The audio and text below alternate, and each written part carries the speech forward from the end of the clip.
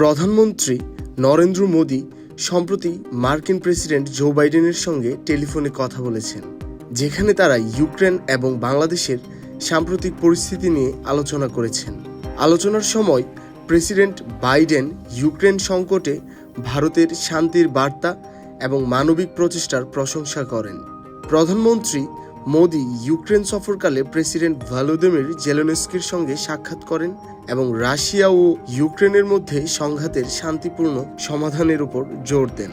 এছাড়াও মোদী এবং বাইডেন বাংলাদেশের পরিস্থিতি নিয়েও আলোচনা করেন, যেখানে তারা দেশে স্থিতিশীলতা ফিরিয়ে আনা এবং সংখ্যালঘু সম্প্রদায়ের নিরাপত্তা নিশ্চিত করার প্রয়োজনীয়তার উপর জোর দেন। এটি এমন সময়ে আসে যখন বাংলাদেশে রাজনৈতিক অস্থিরতার কারণে সংখ্যালঘু সম্প্রদায়ের উপর আক্রমণের খবর প্রকাশিত হয়েছে, বিশেষ করে হিন্দু সম্প্রদায়ের উপর।